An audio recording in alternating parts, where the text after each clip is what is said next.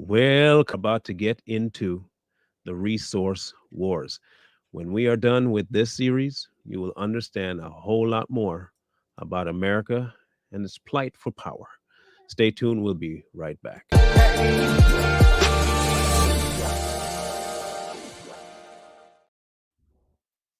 Oh, Yo. Don't know What? where Mr. Lee is today. Maybe he's sick, maybe he's working. More than likely, he's working. More than likely. I was going yeah. to say something wrong, but I caught And he myself. and he may have told me, but I'm old and I forget stuff. So I apologize, Lee, if you see this later and said, but I told. I'm sorry if you told me. I forget. So we are going to kick off the series of the um, resource wars that America has jumped into since the early 90s, late 80s. And like I said this morning, it's going to be more of a three-part because it's going to take a while to go through because you have to remember we're still in the resource wars. We Mhm. have never left it. Once we end, I think this may actually constitute the longest running, people may not consider it, but I do consider this the longest running war of American history based on what it was about. Um, so we're going to get into it, meat and potatoes, and we'll start off with Mr. Taliban hat wearing down there, Mr. Coy. No, I Um, actually have to get my wrap, and then I could do oh, that whole yeah, thing. sorry. Because If you you have the want to say, beard down, you just need the head wrap and you'll be good to go. yeah, Oh, that's the Taliban rules that you have to have the beard. oh But okay. it's To be this respected. whole thing is this whole history is weird when you really think about it because like everything that leads into each other from everything that we've talked about recently. So a lot of the confusion and issues that start out is from what happened in World War One and when they decided to work with the Arabs in order to overthrow the Ottomans, and then basically Europe split up the Middle East however the hell they wanted, right? So all the borders that exist today make no sense in how they split it up, right? Which leads to all the problems that we're facing today is because they put it over what was good for them and not what was good for the population, which was on tribal and ethnic lines, is where the boundary should have been, but they were doing it based off of what the English, Russians, and the French wanted. So you can blame them for all the issues in the Middle East if you really want to. It wasn't Not our fault. It was the English. not Canada. Don't blame No, Canada. not Canada. It was the We Russians. It was the English and the French. we blame So Canada for everything. yeah. So basically, all this really stems about is from Saudi Arabia back in the 1930s, right?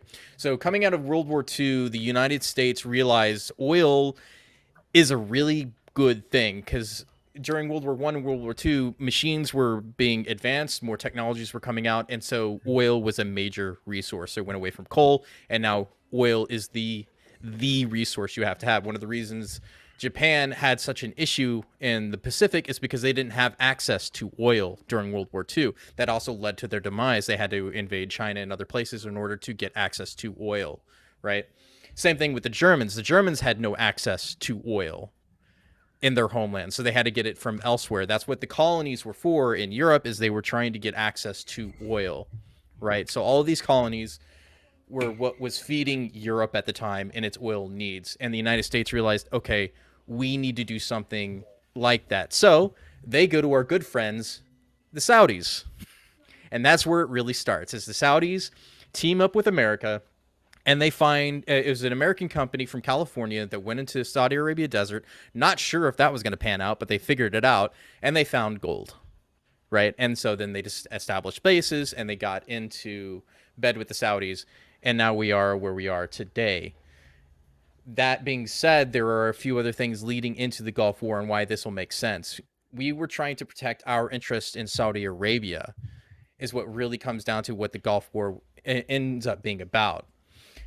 Now, there's a couple other incidents that happened that are also very important to this situation. One being the Iranian coup d'etat in 1953, which overthrew the democratically elected leader there, who sought to audit the Anglo-Iranian Oil Company, a British corporation, now BP, mind you, right, to verify they were paying their royalties to Iran and limit the company's control over the Iranian oil sources. So the United States said, okay, and the Dulles, CIA Dulles, that guy who's responsible for a lot of nonsense at this time, helped orchestrate this coup, which overthrew their leader at the time, which gave us the new king in Iran, who ends up being overthrown in the Iranian Revolution, which is where you get Khomeini, who we now have to deal with today. And so that's why it becomes an Islamic State, is because after we installed our guy, right, they're like, nah, we're not having that. We're going to institute the Islamic State here under this dude. And so that leads to the Iran-Iraq conflict. Right. Right? So they saw that, the Saudis saw that, and said, I do not want another Islamic revolution to happen to us as a monarchy, right? So they overthrew one monarchy in Iran, and now they looked at Saudi Arabia, and Saudi Arabia said, no, I don't want that to happen here because we're making too much money. We're making way too much money with the United States to have that happen. Oh, another key point in this, the construction company and oil company that helped the Saudis get as much money and the Americans get as much money in Saudi Arabia was none other than, get this, Mohammed bin Laden. That name should sound familiar to you. Family. That is Osama bin Laden's father. Right? So we helped his father get rich, who then turned this guy out of his nuts to give us that issue. Anyway, so the whole thing is interconnected when you look at it at the big picture. So after the Islamic Revolution, they threw them out. And now Saddam says, okay, they're weak. I can take them out. And so he wanted to get resource-rich fields in Iran. And so he invaded, which led to an 8-year war, which led to another stalemate like we're seeing in Ukraine right now in the exact same sort of manner, right? So that ends, and that leaves them broke. Iraq is broke. They need money. Kuwait lent them money during the war in order to pay for it, right? And then Kuwait has a stock issue, and they're broke. So they recall the debts from Iraq. Right. Mm-hmm. Iraq says, F you, I'm going to take over instead of paying back their debts. So that's what leads to the Gulf War, is the fact that they said, hey, we're not paying you back. Now we're invading. So we're taking over, which leads us to the U.S. involvement, Intervening, because we had a tie, or at least a deal with Kuwait after their independence in '61. Yep. To coordinate between them, because at the time, forgive me if I'm wrong or not, but Kuwait was one of the most oil-rich countries there was. And so now here's my problem with, since we're talking about this revolving around the United States. Mm-hmm. Now, remember we said way back in when we first started off in this whole America war thing, our goal, not Savage, but America's goal, was to gain influence, power, and to be the dominant force in the world. Now, if you look at it, we would have probably had a more substantial footing had we not gone to Kuwait or any Middle Eastern country for oil and dug here in America. The problem, I think, was that we didn't dig here because digging here would not give us any power on the world stage. Because while we would have enough to be self-sufficient, we would have to then find even more reserves to export if we were trying to be a part of the world scale when it comes to oil. It had way more oil over there than over here, and we could easily get them to do what we wanted without the work. The question here for me is this: was that seemingly the beginning of the removal of what I consider American sovereignty in exchange for American power dynamic on the world scale? Because if we had just kept our resources working for us in our world, we wouldn't need to be involved in wars, which would have saved us lives. It would have saved us money, and it would have saved us a whole lot of time. So do you believe that that decision to go to the Middle East to get oil was the second phase of the destruction of the Americas we knew it? Yep. I would say so. Yeah, I mean, I believe it. And especially when it comes to our resources, like you said, we could have dug here, in America a lot cheaper than what we're getting the oil from over there. And you got to figure, when money's exchanged, there's probably a lot of things going on behind the scenes that we don't know. We just know we're getting oil from these countries. That's all we know. Our gas tanks are filled up. We just know, boom, here's how much we're going to pay. But there's probably so much more going on within that. We don't know if America actually owes these countries oil money, and then in exchange, they'd be like, okay, we do owe you this, but we'll give you this in our own country, these oil fields, and we'll allow you to dig in these countries. And that is one way of giving up sovereignty. We don't see it. This is why you got a lot of these foreign countries, these foreign oil companies in America, because they're just not going to come over and say, yeah, we're going to come here and dig. No, there was something going on there. There was some type of exchange. And America was like, well, we can't pay you back, but we can give you this. So to your question, yes, we are giving up our sovereignty by allowing these foreign countries in our own country to take our resources when those resources can be used for the people in this country. He's cheaper. here. I would also agree, because one of the things that we could be having Saudi money right now, honestly, if instead of California, like that California company going to Saudi Arabia and digging for oil, they would still be a backwater tribal hut people without any power, right? So the only reasons the Saudis have power right now is because of the drilling. Maybe they would have found oil eventually on their own. Maybe the Russians would have came in with the Soviets, but they weren't exactly keen on the Soviets since they were very anti-monarch to begin with, right? So I wouldn't see the Saudis working with the Soviets at that time. Now, Russia today, sure, but the Soviets, no. They wouldn't have worked with them. So eventually they would have had money, but it would have taken a lot longer, for sure, without American investment into the initial setup of the oil fields in Saudi Arabia. Now, when we did that, instead of exploration and digging in our own backyard and just producing as much oil as possible and flooding the market and destroying these OPEC countries, which we're still not doing, we're still worried about more environmental safeties and hazards and things like that, instead of actually doing what's best for the country, which is setting up which we could have had as an oil monopoly like OPEC, or what Saudi is being right now with OPEC. We could have been Saudi right now, Saudi Arabia. We could have been the Saudis. That's my point. So phase two of the question.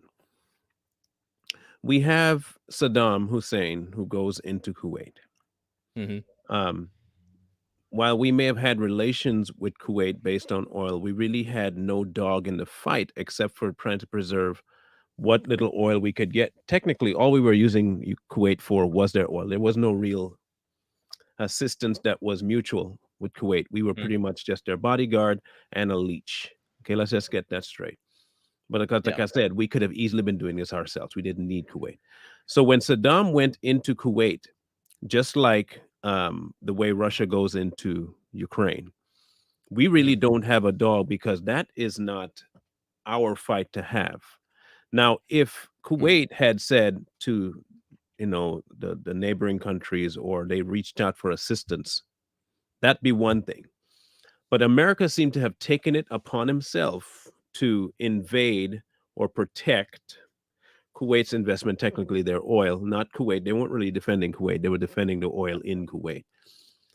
By branding Saddam Hussein the bad guy. Now, I'm not saying Saddam was good, but I'm saying that Saddam had a goal for his country that countered the American goal for Kuwait because of what America wanted.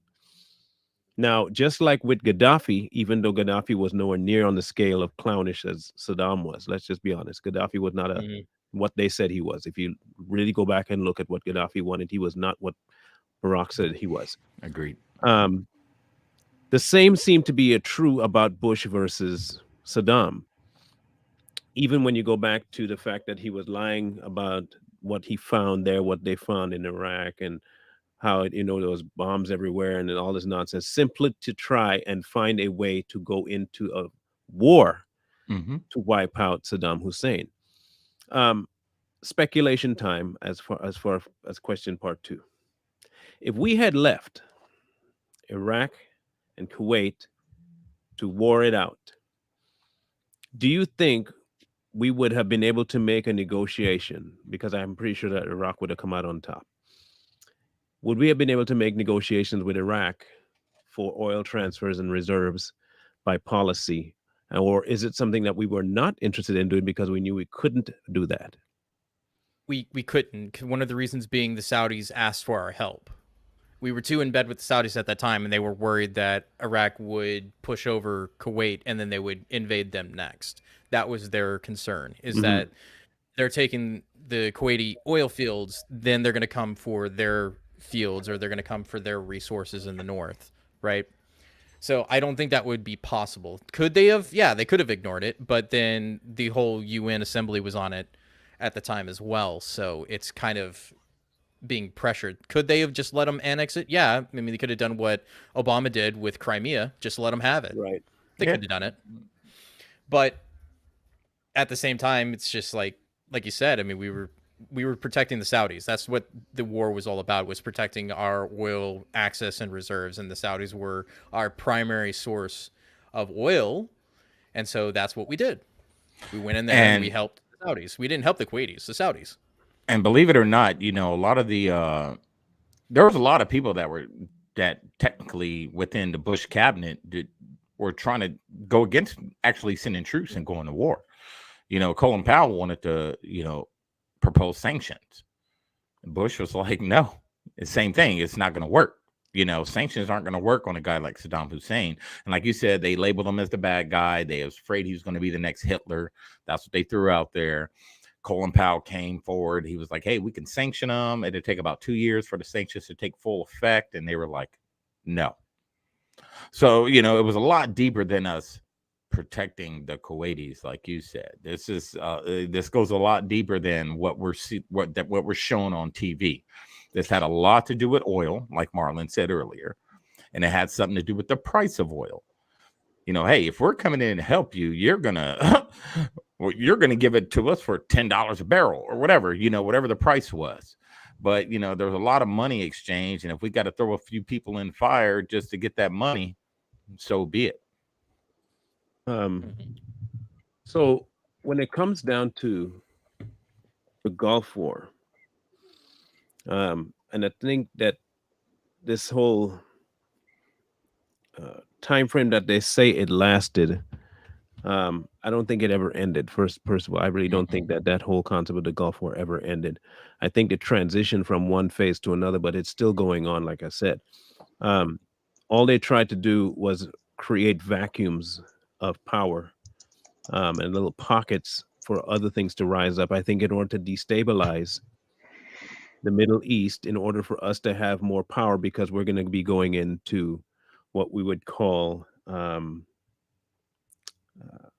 help maneuver each of the pieces to the benefit of the people on the surface. But what we're really doing is navigating everybody out of our way for our access to their reserves of oil and minerals. If you look at how it happened in Afghanistan, the same thing. We went in there on the pretense of helping, but what we really wanted was their resource. We went into Kuwait saying, we're going to help you. What we really wanted was your resource. And I think you're seeing coming home to roost, just to fast forward for a quick second, is how Saudi Arabia has now turned its back almost completely on the United States. When it come down to the role that Bush himself played, and I mean the son, that clown son. What do you think and this is not necessarily a speculation though, what do you think his goal for demonizing the way he did? Now, remember, the whole nuclear bomb threat thing had nothing to do with resources. Okay. I think that he could not pass to the American people a real reason for us to step in between the conflict between Iraq and Kuwait without presenting a option that the one we want gone is as the left would put it, existential threat to the United States. Right. With the bombs and with his trying to be the second coming of Hitler, what exactly do you think Iraq would have wanted from Iran had they have gone ahead and been successful with the takeover of Kuwait?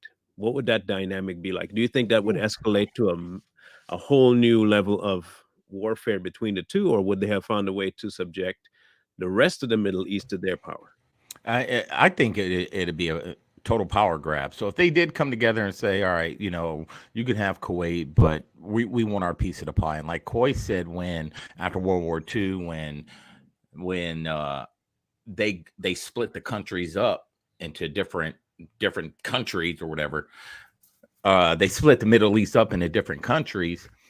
That was a huge problem, and Kuwait could have had something to do with both those countries, Iran and Iraq.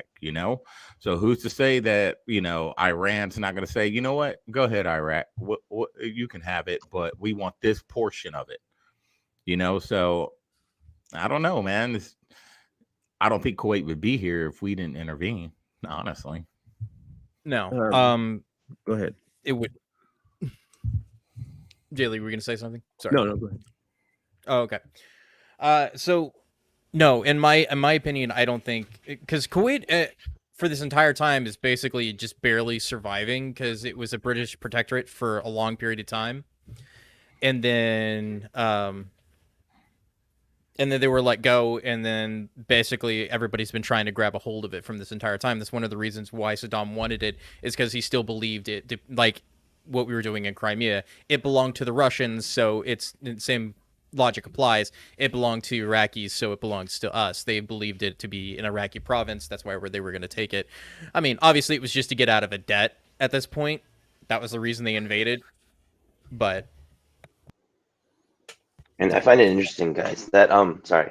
I find it interesting that because like when the Gulf War happened, I was in elementary school, and the idea that was fed to us was we need to go in and protect Kuwait, which is why we entered the war. Is because hey, Kuwait's being bullied, so we got to step in and knock out the bully, and the bully is Saddam Hussein. And I was told that in elementary school. So it's interesting how the propaganda was so thick with the government to tell us normies, because I mean, hey, I'm in elementary school. What am I going to do?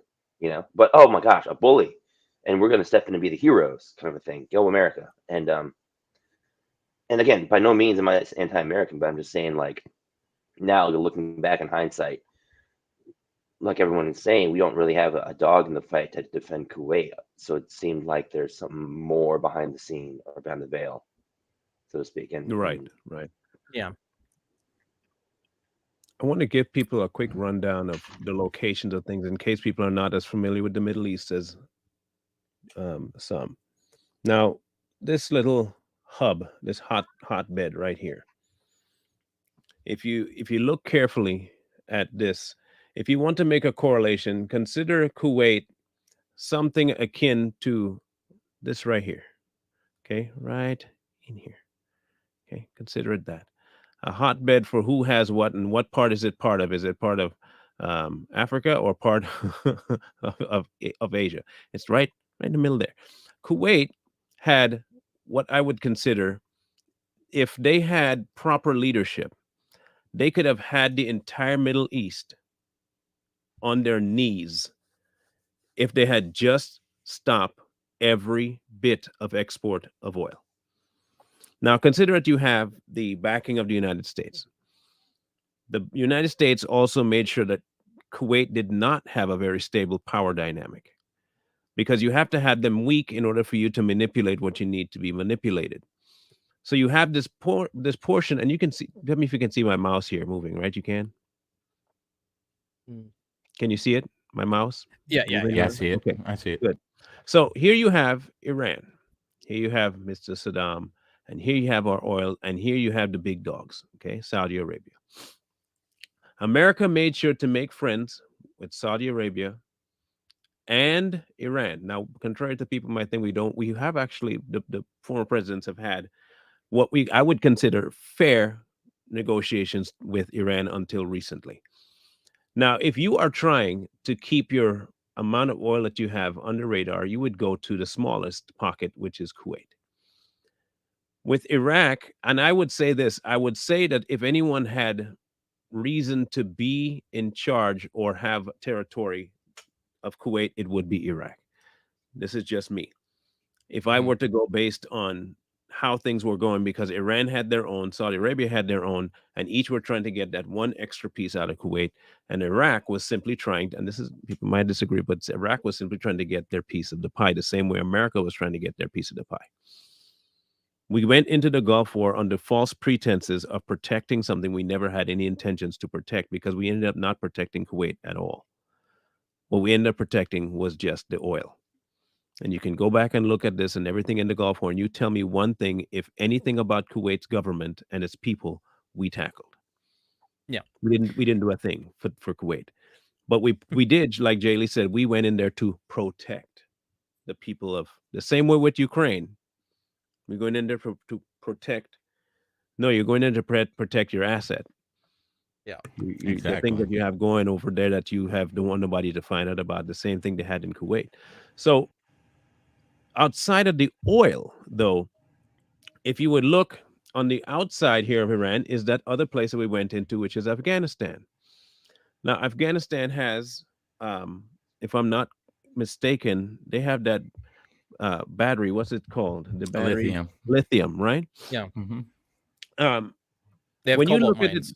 and cobalt, right? So they have Yeah. a bunch of stuff that have to do with the green and the green and the green and all that stuff, right? So let's take a little macro look at things. The U.S. goes in and destabilizes 3 territories in the Middle East, all based around the one thing that most people want gone, the fossil fuel in oil.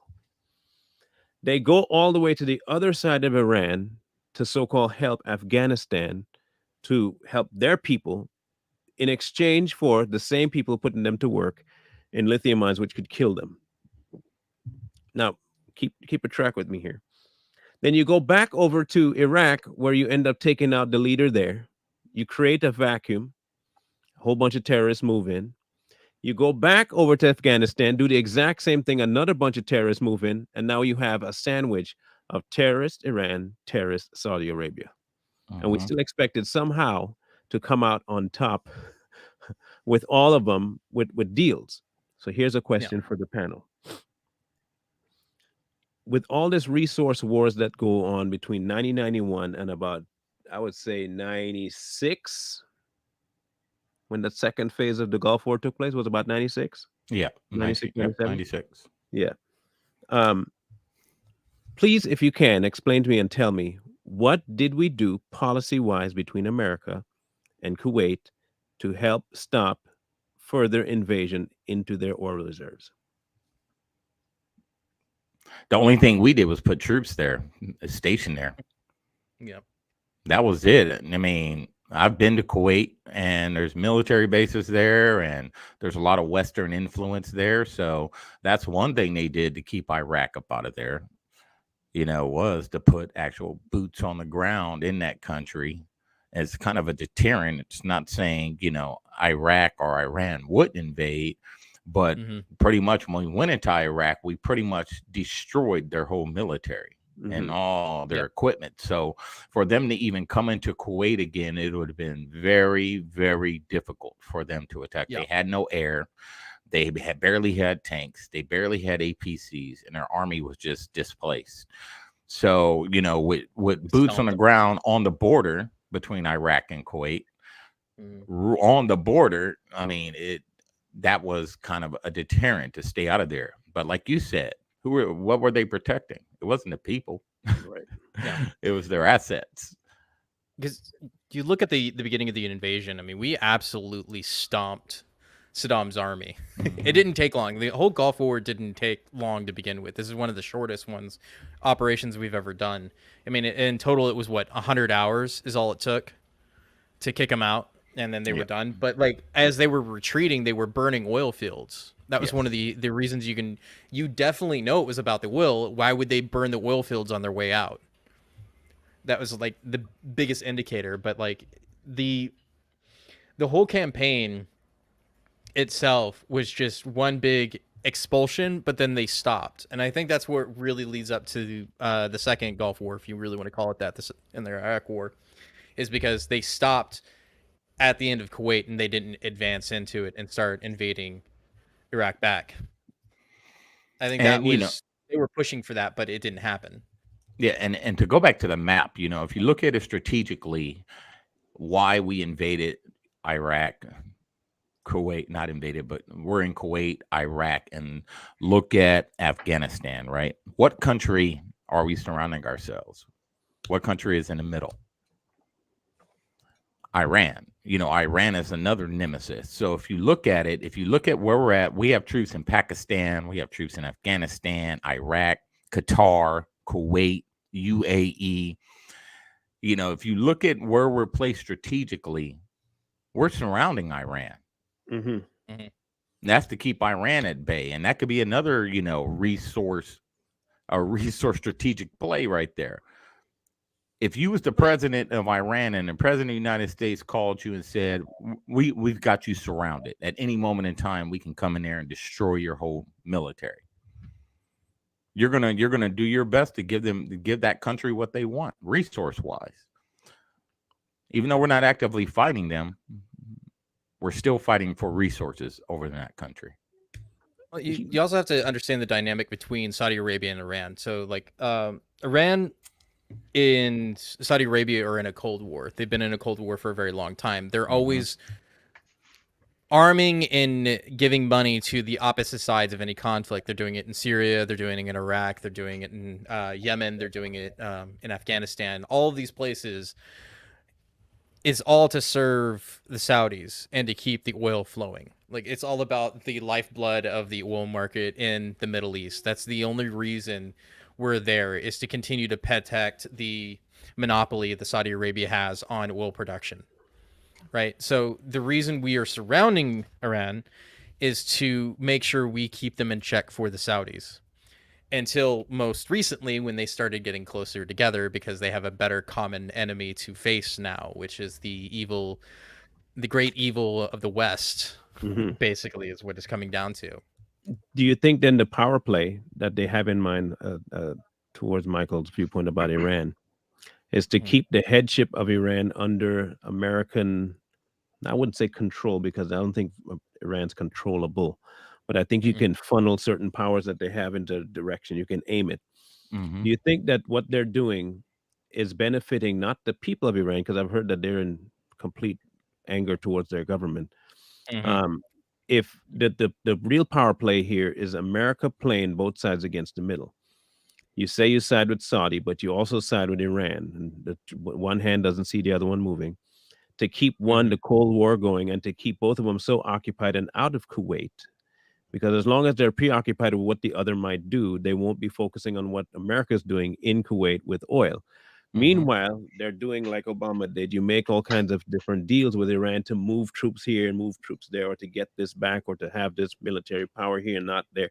And all the while, they're getting a trifecta effect. They're getting resources from Iran, resources from Saudi, resources from Kuwait, and keeping all of them preoccupied with what they're doing, without realizing that we're robbing the bank. When I looked at the casualties, right? You have about 1,000 Kuwaiti that died, about 1,600 if you count the ones missing. But about almost 4,000 Iraqi civilians were killed, and only about 75 between Israel and Saudi Arabia, about 300 or so that were injured. The American were the very least damaged of the fight. I think we only lost somewhere in the region of 500 soldiers in that initial strike. You can correct me if I'm wrong on that, but it wasn't a very high number of casualties on our end. No, it wasn't. It was less than 300. Right. So in total, the coalition total, but most of them were accidents. Right. Right. So what I can see based on that is that we had no regard for the people involved in this war, as long as it meant that we won the resource that we were going in after. That's right. And you can see that applied all the way to now. If you just look at how we exited Afghanistan, you'll understand what I mean. There's no regard for the humans over there, as long as we get what we want and left. Okay. So here's my question to the efficacy of dealing with Iran. I want to go to Iran for a second. Yep. If Iran were to come out tomorrow and say they're going to a gold standard, and trying to isolate themselves from the market. Do you think America would try to invade Iran? Most likely, They yes. they already planned on it to begin with. Well, I wouldn't think they would kind of do what they did with Libya, right? I think they would cause an uprising at first, get the people to turn against their government, and try to take the leader out. If that Well, didn't work, and then of course we, like we do all the time, we would find a reason or make up a reason to go in to Iran and stop, them trying to go to the gold standard and put our own person in there. So I think it would, back to the question, I think it would start off with some type of social unrest, some type of uprising, civil war. It'll start at that level, just like all these countries that we're talking about. It always starts with a civil war. And Mhm. America would have to eventually say, okay, we have to go save, Iran. well, it's So, interesting yeah. you say that because right now there's currently political and social unrest happening now in Iran. Like Mhm. the administration there is already under fire from its civilians because of the whole Right. what happened. Like the lady was murdered because she wasn't wearing She a hijab yeah. properly. Yeah, she wasn't wearing her So hijab, and the religious police, we'll just call them that. The religious police came out, took her back, beat her to death, and then that was what caused the whole thing, is because she was taken and beaten to death in police custody by the religious police, which happens constantly in Iran. And so like it just boiled over from there, of just constant like this, we've had enough of this, we want our freedoms, we want to be, you can only repress a people for so long. And so that's what really it comes down to right now. I think it was more organic, and the US will just capitalize on it. But that's yeah, also I one was of the gonna reasons say. they're saying that that the uprising is illegitimate. Basically, that's what Khomeini is saying, is because the U.S. They see the U.S. involvement in it because of the history of what we've done before in Iraq, is that we've gotten rid of somebody because we didn't like them via revolution or coup d'état. Um, Power vacuums. Let's move that Mhm. real quick. Touch on that. Um, if you destabilize a region with enough war, you can make sure that the resources that they have there are not as valued as they normally would be if it was at a time of peace. Now, keep track of this, people. If you have a place where things are in disarray, you can get the people, or at least the government, to make deals that they would not normally make, because you're offering them money that they can use to fight certain forces, to do certain things, even if you offer them military help in exchange for the oil, not realizing that you're offering them military help and then they're offering the enemy the military help. And so we have Mhm. pretty much America is at war in the Middle East with American equipment, but all the soldiers are from the Middle East. When you destabilize a terrain and a people, the benefit you get is cheap oil, cheap parts, cheap this, cheap, cheap, cheap. Mhm. What do you think then our next phase of, let's see how to phrase this properly. We have oil reserves here. We have oil rigs here. We have oil fields here. Mhm. We don't have nearly the kind of pull that we would normally have. So we can't export to these people because we have the market cornered on. They don't have the money to pay us for what we could give them. So it's not like we can go to Kuwait, to Saudi Arabia, and try and replenish what they would normally get from Kuwait. We can't go to Iran and do the same thing. We have to stay taking from them and as well shutting ours down, because what we're going to end, and you can correct me if I'm wrong, it seems like we're going to get it for cheaper that way than paying American workers to do it over here. I mean, Because, well, yeah, I shouldn't say cheaper. They're getting more kickbacks by doing it over there than they would be doing it here. yeah, yeah. That's it's easier to be involved in corruption if it's not in the same country you live in. Well, it's If just you want to outsourcing look at slave it like labor at that. that point, isn't it? Yeah, Yes, it In is. a sense. So yes, Yeah. that's exactly No, what I it is. mean, It's no different than Nike. yeah, it's going to be the exact same thing. It doesn't matter. We could, we could do more here, but we have to pay for more people here. Whereas overseas, you wouldn't necessarily need to. It's the same thing that every company has done since the 1980s after exporting all of the manufacturing jobs out of the United States, is that I need cheap labor in order to make things. Because, like, certain families and companies never really got over the fact that they lost their slaves. That's all I'm saying on that one, is they preferred having people work for free, because it makes profit margins a lot better. So if you can't get people literally enslaved, then you can just get them close to slavery levels. Just enough to let them live on the money they make. So I'll come back to that question in a minute because I have one, but I think it'll end up being better for the next phase of after 96. yeah, And if I bring it up now. So in trying to shut this portion of the Gulf War down, you're left with a power vacuum all around you with the Taliban, with ISIS, and with every other terrorist group around them, right? So they're pretty much surrounded. All three of those locations, Iraq, Iran, and Saudi Arabia, are pretty much surrounded with a whole bunch of what we would consider terrorist regimes battling for, I think, almost like sperm and egg trying to get their way into that nucleus of oil. And then you have America on the outside, while in the inside, this is the crazy part, creating the vacuums out there to escalate more and more of them that attack the same people we are trying or say we're trying to help and to negotiate with for stuff that they have. And like I said before,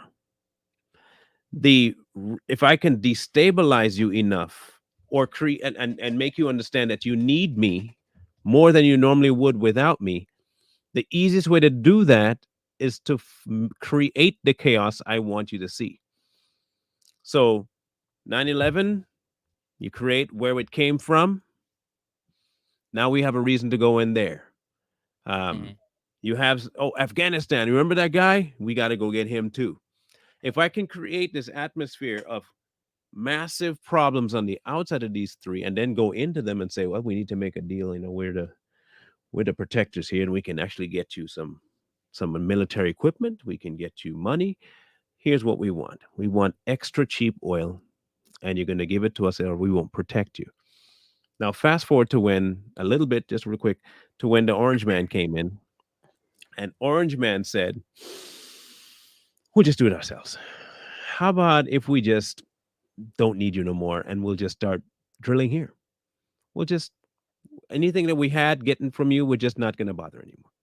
You guys deal with your own problems.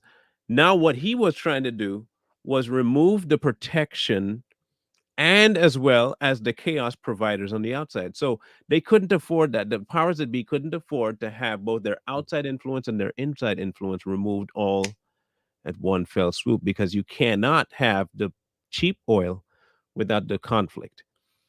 Yeah. If we pull out and the conflict's gone, oil prices are going to go back up because now they have complete dominion over what they can do. This is the danger about the resource wars, people. This is where we're going to get into some very crazy terror. And they do this in order to push the other green thing that we'll end up talking about later down the road.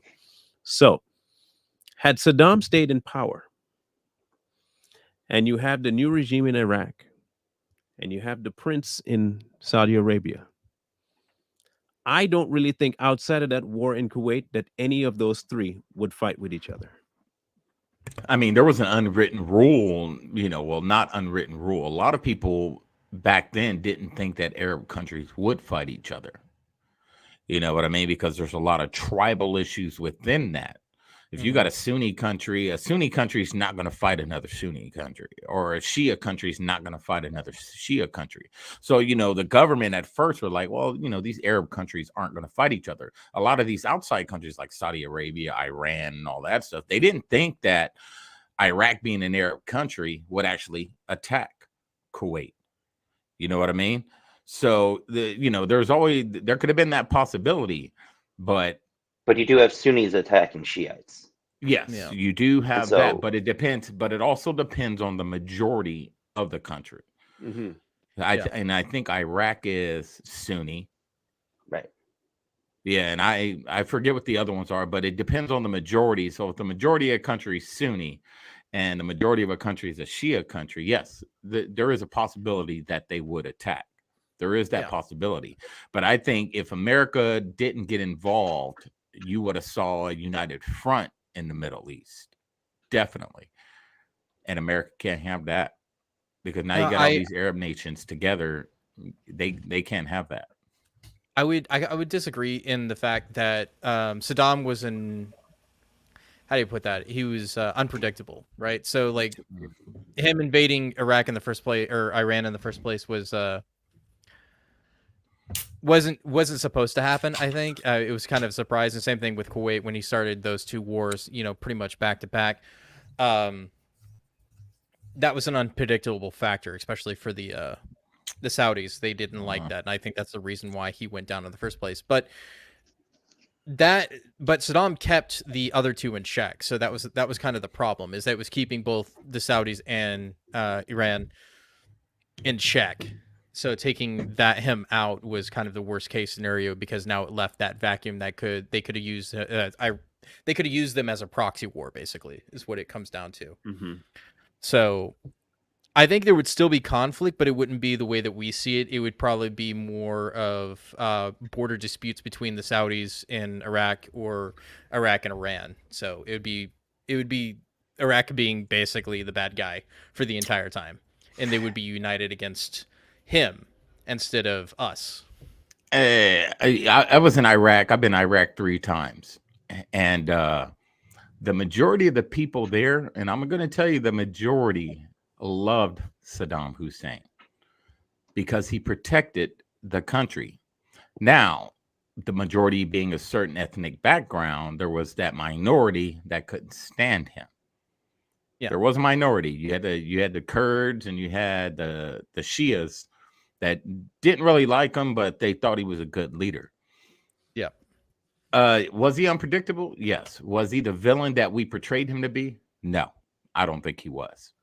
Just based off talking to the people, and over 36 months there, talking to a lot of people, I don't think he was the villain that, they say he was. Everything had to do with money with him. If you look at Saddam Hussein's lifestyle, he lived this very flamboyant, rich lifestyle. And a lot of it had to do with money.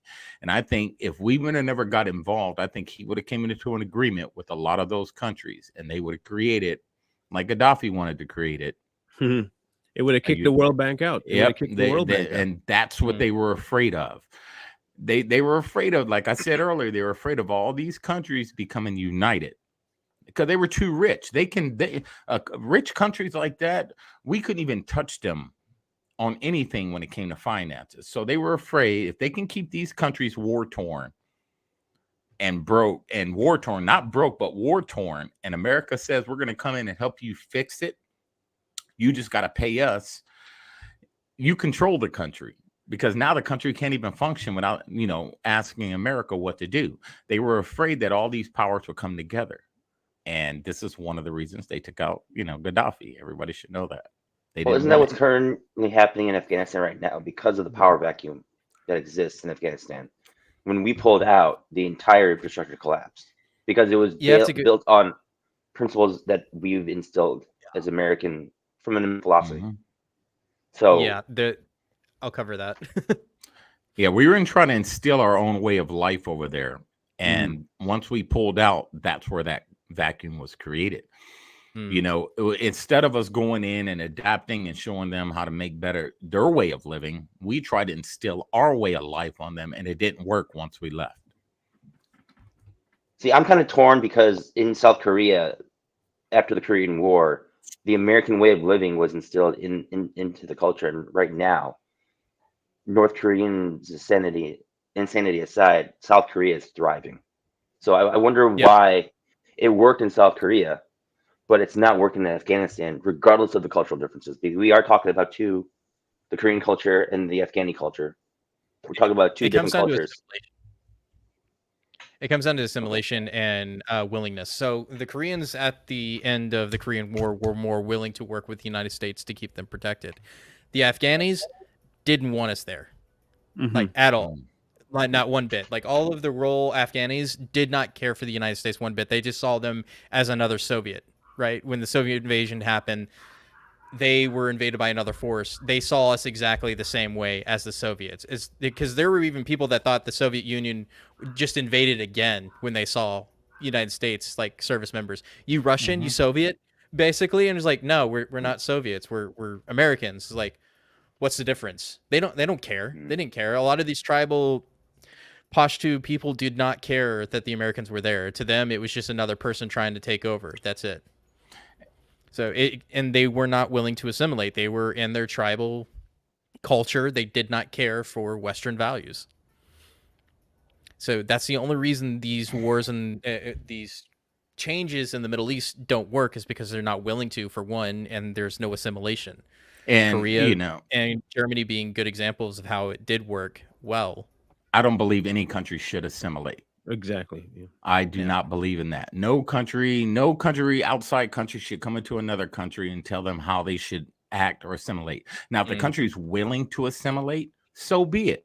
But if a country doesn't, so be it. Move the hell on. Leave them alone. But I'm telling you what's going to end up happening. I'm telling you, once the Middle East is fed up with the West and America, because America is not looking good right now, power-wise, they are going to come together. I'm telling, mark my freaking words. They are going to come together, and they're going to join BRICS, and they're going to join the Saudis and the Iranians and the Qatar and the Kuwaits and the Iraqs and the Afghanistans. And guess who's going to protect these smaller countries, these countries that are a little poorer? It's going to be the big countries. They're not going to need us anymore, and they're going to go back to their way of living, and we should just leave them the hell alone. Period. We have enough power on our own that we don't need any more influence on the world. No. People should understand this. America is so far above the need for more grab, more reach, more anything. We are. I would consider we are tapped at this point. But what we're not tapped on is greed and influence. That's right. Yeah. There'll never be enough to satiate greedy people. There'll never be enough to satiate the evil. And what you have now is a power dynamic not based on influence to help the country. Rather, it's influence based to help the people that want the influence. That's right. We talked about the military industrial complex coming about. That was not to help America. This is nothing like the war that we went up against with England to try and get our freedom. Nothing like that, where you had civilians and government officials working side by side. Sometimes you'd find your representative standing right next to you with his musket and fighting. You don't find that today. That had a completely different face to America, that were fighting for people as opposed to fighting for funds and influence. The next few shows that we're going to do on the war after this, you're going to see more of a diplomatic reach with blood than you will see necessarily a resource grab in the front, in your face. You'd have to look behind the policy to see how much resources we're actually raping these people of. If you can stop looking at what they tell you on the surface, oh, we went in there, and what happened was the regime that was there was keeping the people, and we listened to them. They said the people were oppressed, and so we had to go in there and relieve the government of their power. No, you didn't, because we had not seen, like, okay, how come you haven't gone into places like Brazil? How come you haven't gone in there? There are people protesting there. How come? Okay, let's say the French people are protesting right now. You haven't gone in and done anything there. There are tons of places right now protesting their government for oppression, and America ain't doing jack to step in, because you know why? They don't have anything that the government wants. That's right. There ain't no resources there. I mean, unless you can, I guess you consider outfits to dance in the streets, and I guess you can consider that a resource, but they don't want that. There's nothing influential there. So when you look at it, the powers that be, and again, he's separating the people from the American government. There's two different entities here. And I don't even mean the power structure based on the Constitution. I mean the ones operating outside of the Constitution. If you want to call them the deep state, call them the deep state. But I'm talking about a very different split. You have the American government that's global, that hates people and only wants money. Then you have the American government that the people want to see reinstituted. And then you have the American people. What you're seeing overseas is nothing more than power grabbing, land grabbing, resource grabbing at the expense of every single human being in the territories that they're going after. Now, the next few are going to see some, you won't see casualties that you can consider war casualties. But what you will see is the death toll rising from people who have had enough and killed themselves, or they've been taken by their own government and offed. And you won't consider that a part of the war because they don't list it as such. And so we'll go into that, a whole bunch of stuff with that, because the people are resources too, and apparently now. What do you think is the next phase of the resource war, Coy or Michael, that you think would be coming up next outside the Gulf War? What's the next one? Oof. There's really, I mean, we can tie the Gulf, Iraq, and Afghanistan. That's all tied in together when it comes to resources. Ukraine, we can talk about resources here in America because the same type of war that's going on in these foreign countries when it comes to resources is going on in our own country. You know, under the government is, taking land and stealing resources from our own people. So, I mean, there's so much, I mean, so many countries, man, where we have our foot in it. I've got a couple. Okay. The first one to watch would be Taiwan. The obvious reason is because of microchips, and Taiwan being one of the, because this is dumb, one of the only places in the world that they manufacture or have the capability of manufacturing chips in the entire world. So Potato chips? we are really invested in Taiwan. If China does invade Taiwan, that's gonna be the next excuse war. We need to protect Taiwan because of their sovereignty and all this, but it's really just to protect the global supply of chips because they do not want the Chinese to have that. Let them have it. Yeah, but they're not going to. What they'll end up doing is if China invades Taiwan, they will bomb the shit out of those manufacturing facilities so they can't have them. That's what's going to happen. If they can't put boots on the ground, then they're going to be bombing resources in Taiwan to make sure the Chinese don't get it. The second and third places I would look out for is Africa, which is another big place that we have a presence in. Djibouti? How do you Djibouti? Djibouti, yeah, that place. That's one of the major bases there in Africa. So I would say the African nations are going to be something we do have to look out for because Africa is a very resource-rich continent, and there's a lot of instability. But that's also where China is going to be. So it's going to be a proxy war between the Chinese and us in Africa. If it's not there, it's going to be South America and Central America. Gotcha. Those are going to be the places that you have to look. Why can't we just go back to being isolationists? I know, right? You know, but that's what I want. He asked me the question of where I think that would be. Those are going to be the places. Oh yeah, I agree. But I'm just saying, why can't we just go back to being isolationists and watching our TV and just be like, or actually produce things? That sucks. Well, be with our own resources. Because I would venture to say. I would venture to say that in between all of that, another home front war because of that's going to happen. China coming and buying up all this land. It's just like subvertly, and so sooner or later we're gonna probably have to fend them off too. Yeah, I think it's going to be more of a civil war before any outside entity comes in. I think a civil war would start and then outside entities would start getting, drug into it. But I think the American people are going to be fighting amongst ourselves. And I don't just mean through social media arguing. I mean, like really fighting brawls when it comes to like ideology and everything's based off on ideology. And So that's exactly how it's going to start. listen to this real quick. Okay. Since the Gulf War, because with this, now remember we talked about destabilization, right? Listen carefully. 91, the Iraqi uprising. 94, the civil war in Yemen. 95, the Islamic insurgency. 98, Operation Desert Fox. 99, the Shia uprising. 2003 to 11, the Iraq War. The Kashmir massacre in 04, Shia insurgency in Yemen. 4 to 14, Iran PJAK conflict in 2004. The Fatah Hamas conflict in 06. Israel-Iran proxy, that's in '06 too. For the next, let me see, 91 all the way through the present, 18, 19, 20, 21 years. Listen carefully, people. 21 years we have produced conflict among the Middle Eastern peoples, all over our wanting of their resources. Yep. 21 years. That was on us. And here's the thing, too. I just looked this up. A conflict costs the global economy $14 trillion a year. So imagine on our end, $14 trillion a year for the next 20 years is how much it cost us to be involved in all those conflicts. Yeah. That's insane.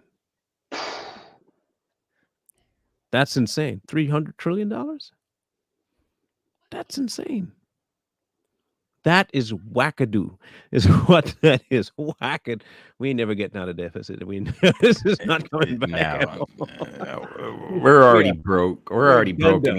and these countries know it, man. These countries are gonna wait down. They're gonna wait. They're gonna wait till we're really, broke to where people are actually really feeling it. Right now, we're not feeling it because we have all the amenities still. We're still enjoying this, we're still enjoying that. But eventually, it's gonna come down to us being broke. And these countries on the outside are gonna do exactly what America did. Hey, you need some help? We can come in and help you. Kill off You a few have of the resources too. population. Yeah, you have resources too. We can have our troops go house to house and help people, and you're going to see the roles reversed. And all of us, gung ho Americans are going to be looking real crazy in the face when the roles are reversed. This is why I believe in isolation. So Even though I went to Friday, war, I didn't have a choice. But I'm an isolationist now. come Friday, I think we've gotten a pretty good way into, because I think at this point we're probably somewhere in the region of 2011 in impact. Yeah, somewhere in the region of 2011 with impact that we've covered. I think by Friday we should be able to catch up because we already know what the wars are happening. We had to lay the ground rules for what the resources. We can now go into what the current day resource wars are looking like. And I want to tackle something on Monday. I recently came across a clip of Hillary Clinton introducing George Soros. Now hear me out. This could be dangerous for us. Okay? Could be dangerous. However, I think it's vital for people to hear that he's not just some figment, not just some crumpus or something that no one ever seen. George Soros is a real human being. Yeah. He's a demon, but he's an actual person that has an agenda. And when you hear the statements made, I think a lot more things will start making sense to people. So there's some out there that still don't believe he's real because we just talk about this man who supports everybody. You don't know if he's actually a person. So I want to talk about him on Monday and his link to all the politicians that are being funded by him. So I think if we can get and the done, organizations that he's funding too. right. And I think if we can Yeah. get done with the Friday resource war thing, we can do a 2-part. There's 1 and 2, and then Monday we can really get into some body counting between those two.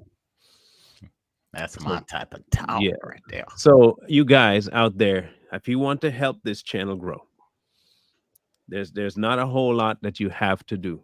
There really isn't. If you want to see us become the next big thing, Jaylee will tell you what to do. All you just need to do is like, share, comment, and subscribe. Follow suit, people. We out. We'll see you Friday.